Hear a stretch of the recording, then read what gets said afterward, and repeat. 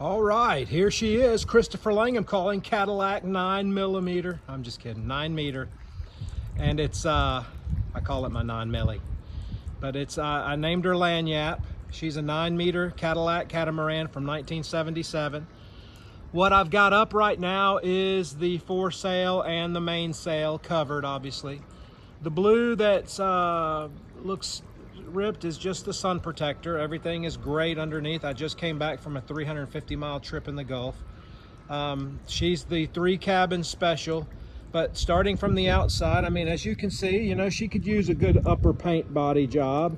I've got copper coat on the bottom. Coming around here on the port side, I homemade painted her Lagniappe, you know, so that's that. But I mean, she's registered in my name through July, and then I've got her Coast Guard registered after that. But we're selling her.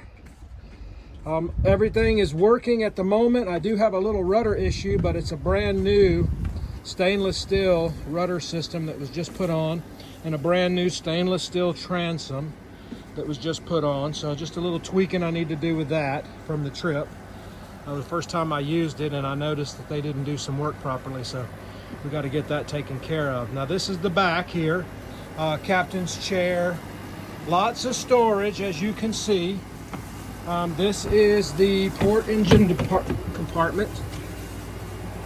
The old Dolphin engines are actually in there with the electrics. Everything is okay, but they're inoperable, so I've left them alone because I don't know. I've got a solar charger C-Tech from Sweden. So sweet, man.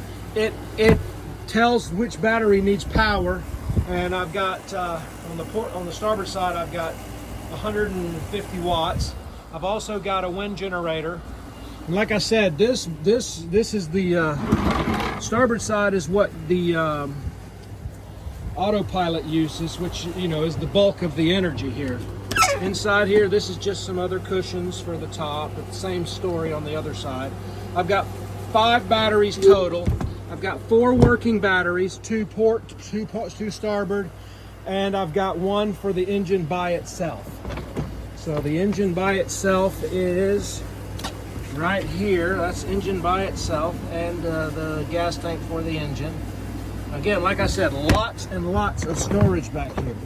I've got some lines in this compartment here, which, you know, I need to clear out a little bit, and a charger, but I mean, it's just perfect, you know. You couldn't ask for a better coastal cruiser. Got a Honda 15 extra long shaft outboard on the back.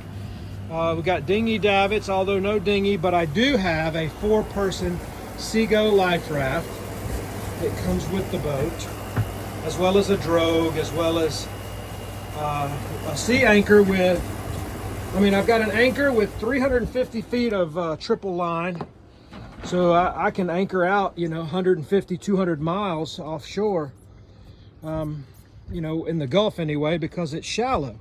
I've also got an anchor windlass that can take line as well as chain.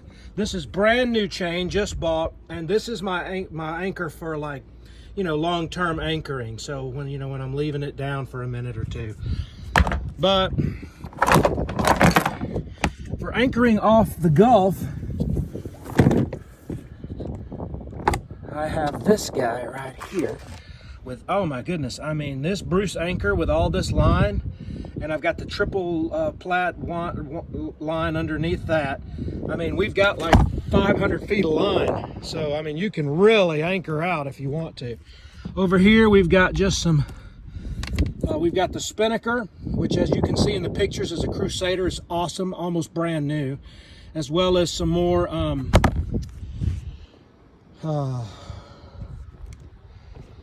buoys and the sea drogue. Sea drogue's really important. I've also got new line to replace this. I just haven't done it, but we've got brand new line for the foresail. Again, 350 watts of solar. I mean, we're living the dream here. We're fully self-sustaining. I was self-sustained for over a year on anchor, just on anchor. Didn't even have to really get water if I didn't want to, except for drinking. because I had a dehumidifier going all the time in the Virgin Islands, and that produced all the water I could ever need for dishes, etc. But she's sweet. She is officially numbered. I mean, she's legal. She's rip-roaring and ready to go for someone's next big adventure. You see the swim platform. I mean, there's so much real estate here. Of course, the swim ladder. But I mean, just remember, the real estate on this thing is phenomenal. I mean, imagine yourself out at anchor and, in the Bimini's or in the Bahamas or off, in the Caribbean somewhere, just sitting out on the deck in your bean chair or your regular recliner chair out here. It's phenomenal. It's ready for someone else to have a dream. I want a blue water cruiser because I'm trying to circumnavigate, and I have tried my best. And although this baby did take me across the Atlantic, she needs a little more work before she's ready to go on the Horn. And I want to go the Horn route. So there you have it, folks. I'm in Kemah, Texas, in South Shore Harbor Marina, living the dream, loving the Lord. Awesome jack lines. I mean, hey, you ever had jack lines that sturdy and strong? I mean, come on, bro. You're living the dream, actually. I mean, you are ready for action. Full 240 watt loudspeaker, so anytime there's a boat in the way or 10 miles, you set your AIS. I've got AIS, GPS, VHF. I mean, come on, it's gonna alert anybody and everybody. And like I said, we're living the dream here in Kemah, Texas, if you want to come and live this dream, or you can sail her away.